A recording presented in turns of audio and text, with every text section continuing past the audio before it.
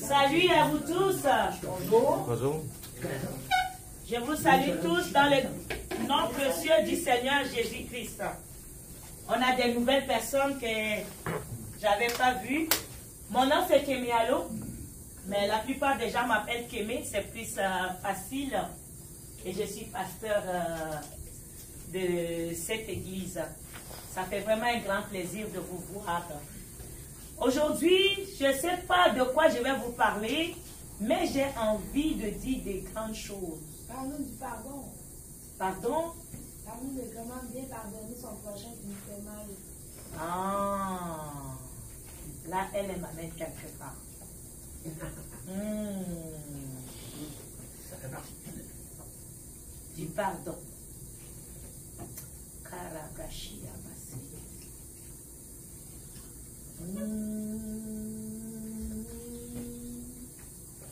Alléluia. Je ne sais pas bien chanter, hein, mais nous allons essayer. Alléluia. Alléluia. Alléluia. Alléluia.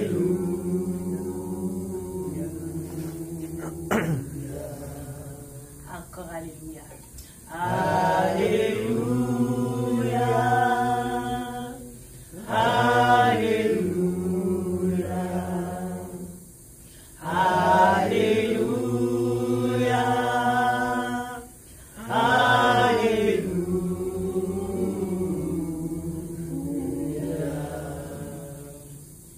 Gloire à Jésus. C'est quoi ton nom? Iris. I-R-I-S. Iris. Il. Gloire à Jésus. Je vais aller dans Genèse 6, je crois bien, cette parole. On va parler du pardon comme notre amie, chère sœur, a demandé. Mais je vais vous amener quelque chose. Je lis la Bible dans Genèse 6, à partir du verset 1. La parole de Dieu nous dit ceci. Lorsque les hommes eurent commencé à se multiplier sur la surface de la terre, et que les filles leur furent nées, les fils de Dieu dirent que les filles des hommes étaient belles. Et ils en prirent pour femmes parmi toutes celles qu'ils choisirent. Alors l'Éternel dit, « Mon esprit ne restera pas à toujours dans l'homme, car l'homme n'est que chair, et ses jours seront de 120 ans. » Les géants étaient sur la terre en ces temps-là, après que les fils de Dieu furent venus vers les filles des hommes et qu'elles leur eurent donné des enfants. Ce sont les héros qui furent fameux dans l'Antiquité. L'Éternel vit que la méchanceté des hommes était grande sur la terre et que toutes leurs pensées de leur cœur se portaient chaque jour uniquement sur le mal. L'Éternel se repentit d'avoir fait l'homme sur la terre, et il fit affliger en son cœur. Et l'Éternel Dieu dit, « J'exterminerai de la face de la terre l'homme que j'ai créé, depuis l'homme jusqu'au bétail, aux reptiles et aux oiseaux du ciel, car je me repens de les avoir faits. » Alléluia. Dans toute la Bible, c'est la partie où la parole de Dieu nous dit que Dieu a été affligé. Dieu s'est repenti d'avoir créé l'homme sur la surface de la terre. Pourquoi? Parce que on appelle les fils de Dieu une catégorie d'esprits qui sont les fils de Dieu, qui étaient dans le monde invisible, le royaume des cieux, mais qui convoitaient l'homme qui était sur la terre. Dieu nous a fait à son image et à sa ressemblance. Et il nous a donné le pouvoir de régner sur la terre, d'assujettir toute la terre. Donc nous sommes des rois, nous sommes des reines, à l'image de Dieu et à sa ressemblance. Parce que à l'être humain, Dieu a mis sa nature, Dieu a mis ce qu'il est dans l'être humain, afin que l'être humain puisse refléter ce que Dieu est sur la terre. Amen. Mais les esprits qu'on appelle les fils des hommes ont convoité l'homme. Ils ont regardé, ils ont dit, mais leur vie est merveilleuse, descendons vers eux. Prenons des femmes aussi, prenons un corps de chair, prenons les corps des hommes, venons vers les femmes, faisons aussi des enfants, vivons sur la terre. Nous voulons aussi vivre comme eux aussi sur la terre. Bien-aimé, ce que tu es, ce que Dieu a fait de toi, comment est-ce que Dieu t'a créé, est au-dessus de toute sa créature. Toute sa créature. Même les anges. Le cœur de Dieu, pour l'être humain, c'est un amour inconditionnel, inexplicable. Pourquoi? Parce que même quand l'homme a péché, l'homme est devenu impur, Dieu ne l'a jamais abandonné. Parce que nous sommes chers à ses yeux. Mais qu'est-ce qui s'est passé? Quand ces esprits-là qu'on appelle les fils de Dieu sont descendus, ils ont violenté certaines femmes et ils ont fait des enfants avec ces femmes. Mais le produit que ça donnait n'était pas bon. Ce n'était pas le plan de Dieu. Ça a donné des enfants qui sont géants. Ils pouvaient manger tout un arbre ou 3 arbres au complet. Puis il avait encore faim. Cette nature-là n'était pas bon. Et à cause de ce mélange-là sur la terre, l'être humain a eu une autre sorte de corruption qui était à l'extrême de la méchanceté que Dieu ne pouvait plus supporter. La nature de Dieu qui était à nous a disparu. Parce que la méchanceté a pris tout le cœur de l'être humain. Et Dieu a dit, oh mon Seigneur, je ne peux pas laisser l'homme vivre avec mon esprit à moi que j'ai mis en lui, vivre comme ça sur toute la terre pendant toute l'éternité. Parce que dans le plan de Dieu, tu n'es pas supposé de mourir. Parce que lui, il est éternel et il t'a créé aussi éternellement. Il voulait que tu vives éternellement. Seulement, il nous a donné une chair qu'il n'y a pas dans le monde invisible. Seulement dans le monde visible où nous sommes, il y a une chair qui nous enveloppe, qui est notre corps. Alléluia. Et ce corps-là, à cause de ce corps-là, ces esprits-là nous ont enviés et ils ont voulu vivre comme nous. Donc Dieu a dit, l'homme ne vivra pas toujours sur la terre. Je vais écouter son temps, il va vivre seulement 120 années. Et mon esprit le quittera. Donc la chair que nous avons, ça ne vaut pas la peine sur la terre. Et la méchanceté qui était là, Dieu a dit, faudrait que je fasse un nettoyage afin que l'être humain puisse vivre heureux. Il a demandé à Noé, qui connaît l'histoire de Noé? Alléluia, beaucoup le connaissent. Il a dit, fais un arche. Parce que quand Dieu a regardé sur toute la terre, personne ne pouvait plus l'adorer comme il faut. Le cœur qui restait, qui pouvait ressembler à l'être humain, qui pouvait ressembler à l'image de Dieu que Dieu attendait, était Noé et sa famille. Parce que Noé craignait Dieu. Alors il a dit à Noé, construis une arche dans laquelle vous allez rentrer, toi et puis tes enfants et leurs femmes. Vous allez rentrer dans cette arche-là. J'enverrai des animaux qui vont rentrer avec vous. Donc, parmi tous ces êtres humains sur la terre, Dieu a pris seulement un échantillon qui lui ressemblait. Alléluia. Alléluia. Il a fait un échantillon qui ressemblait à l'image de Dieu, qui restait encore, dans lequel il pouvait dire, oh oui, ceux-là me connaissent, ceux-là me craignent, ceux-là marchent selon ma volonté. Et c'est ainsi que Dieu a balayé toute la terre, il a fait tout un nettoyage de tout homme, des animaux, les oiseaux, toutes sortes de choses qu'on pouvait voir sur la terre. Dieu l'a nettoyé et a gardé seulement la famille de Noé. Noé avait 3 fils et ces 3 fils avaient chacun une femme. Alléluia. Il les a tous pris et Dieu lui-même a envoyé des animaux 2 par 2 pour que ces animaux-là puissent se reproduire encore sur la terre. Bien-aimés, depuis ce temps-là, toi et moi, nous venons de cette famille-là, de Noé. Alléluia. C'est comme ça que la terre s'est repeuplée. Mais il y a toujours des esprits qui viennent nous visiter.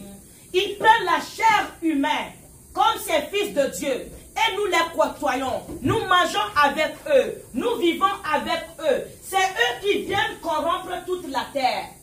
Tu penses que c'est un homme qui fait ceci. Tu penses que c'est une femme qui fait ceci. Mais c'est un esprit qui est venu jouer son rôle. Semer la méchanceté. Semer la confusion. Nous marchons avec eux. Nous dormons même des fois avec eux. Ces gens-là, c'est eux qui nous amènent dans la médiocrité souvent. Mais l'être humain est aveuglé.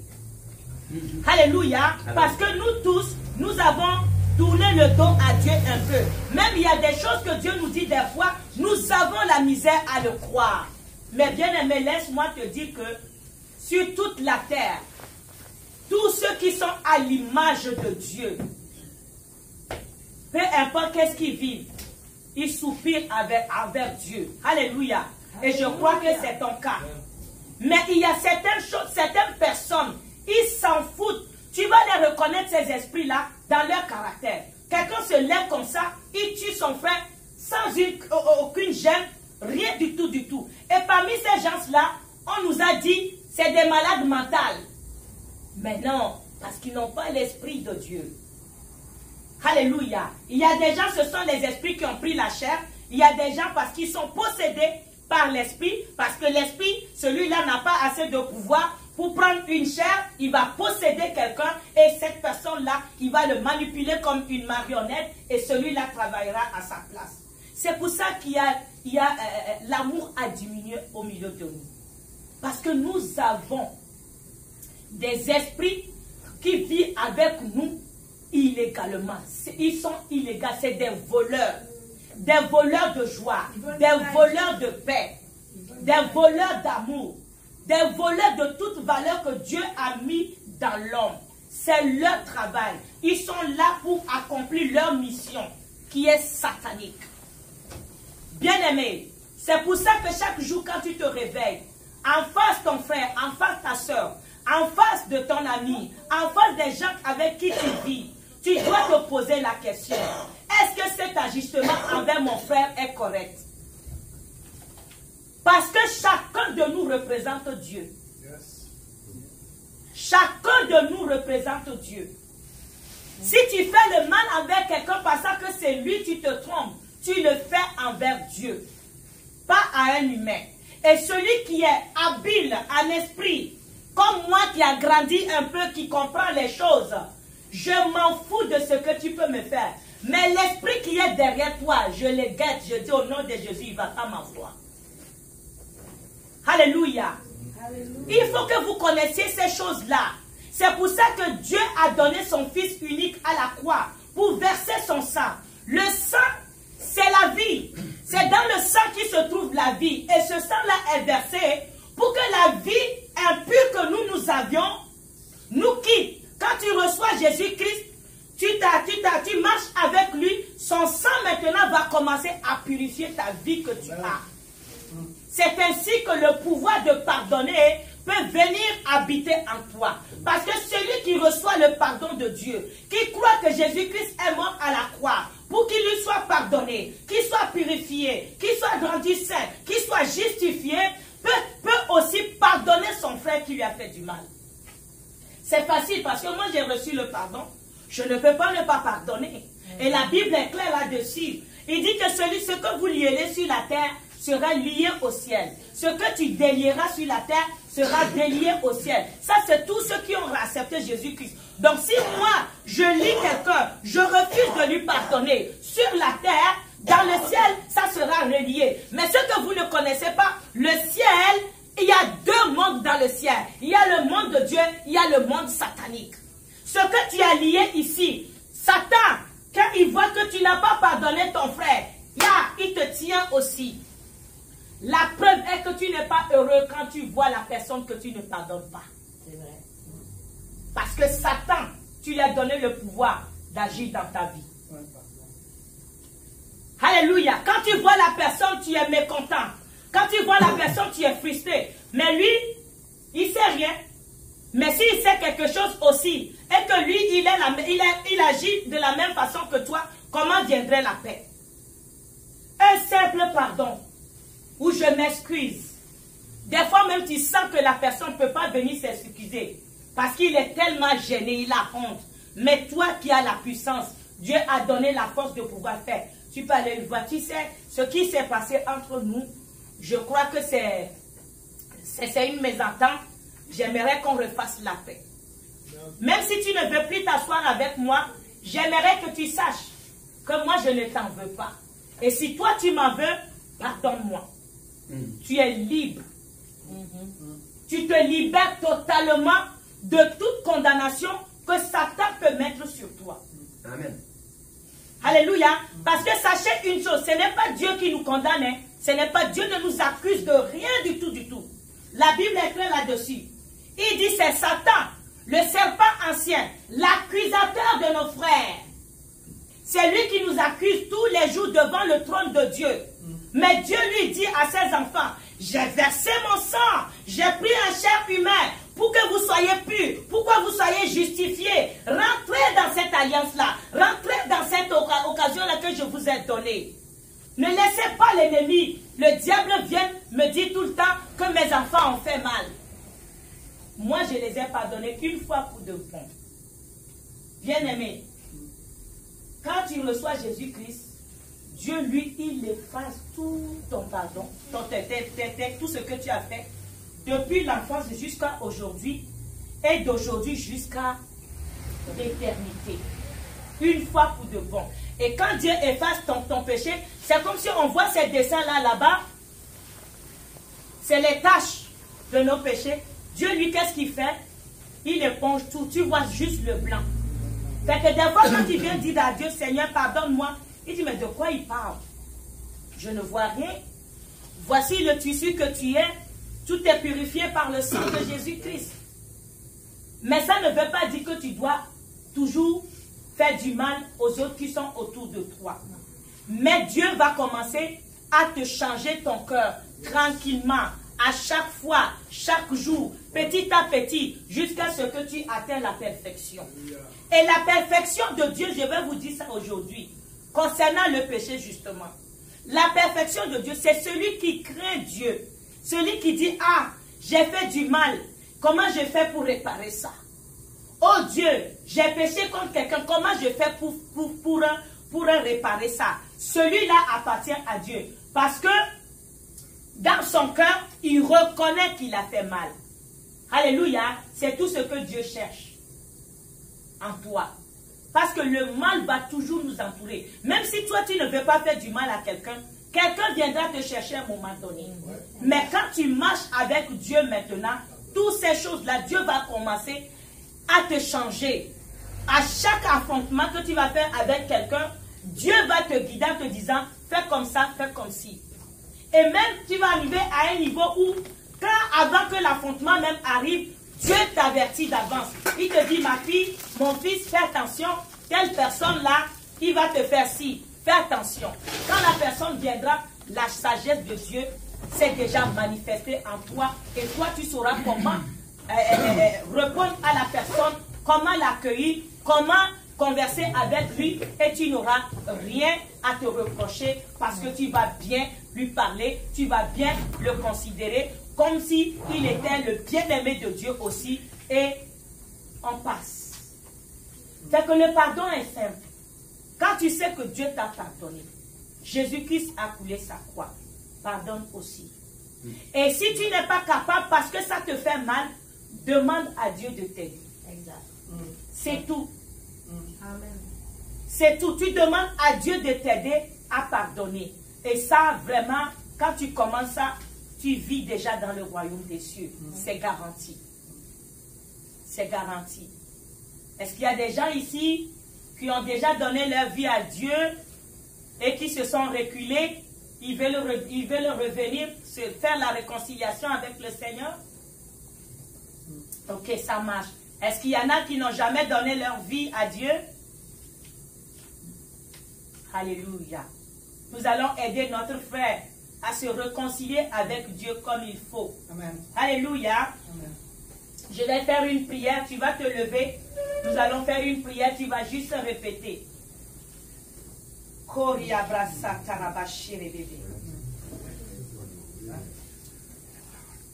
Tu vas prier. Père éternel, je te remercie pour le sang de Jésus-Christ qui a coulé pour moi, afin que je reçois le pardon. Merci pour le pardon. Ô Dieu vivant, maintenant que j'ai vu ta vérité, que les esprits impurs m'ont manipulé, aujourd'hui, Père, je prends la décision de marcher selon ta volonté et non la volonté d'un homme. Au nom de Jésus.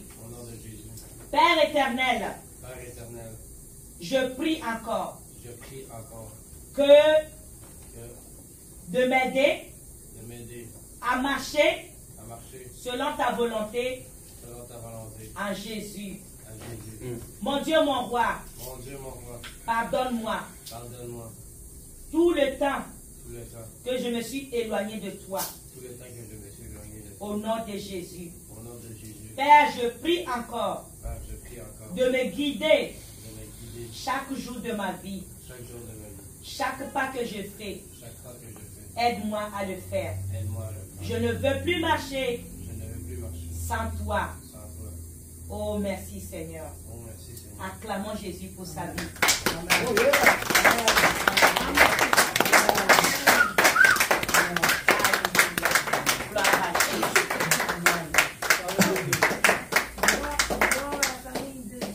Amen.